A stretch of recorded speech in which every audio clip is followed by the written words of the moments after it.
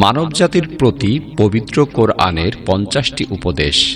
সত্য ও মিথ্যার মিশ্রণ করা যাবে না। এরশাদ হয়েছে, তোমরা সত্যকে মিথ্যার সঙ্গে মিশ্রিত করো না এবং জেনে শুনে সত্য গোপন করো না।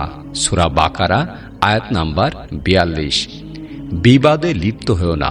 এরশাদ হয়েছে, দুষ্কৃতকারী রূপে পৃথিবীতে নৈরাজ্য সৃষ্টি করো না। সূরা বাকারা আয়াত নাম্বার 60। হে মুমিনগণ, তোমরা একে অপরের কখনো উপহাস করো না। সূরা হুজরাত আয়াত নাম্বার 11। তোমরা কারো অনুপস্থিত থাকা অবস্থায় তার দোষ ভুল নিয়ে আলোচনা করো না। সূরা হুজরাত আয়াত নাম্বার 12।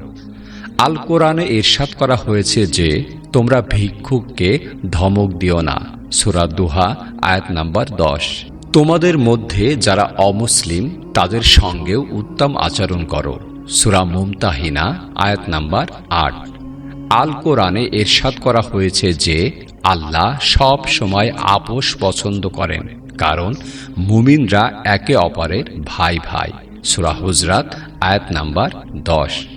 তোমাদের মধ্যে যারা ঈমান আনে এবং দাতব্য কাজে অর্থ ব্যয় করে তাদের জন্য রয়েছে মহাপুরস্কার। সূরা হাদিদ আয়াত নাম্বার 7। কারো মসজিদে যাওয়ার পথে বাধা দিও না। এরশাদ হয়েছে, তার চেয়ে বড় জালিম আর কে, যে আল্লাহর ঘর মসজিদে তার নাম স্মরণ করতে বাধা দেয় এবং এর বিনাশ সাধনে প্রয়াসী হয়। সূরা বাকারা আয়াত নাম্বার 114।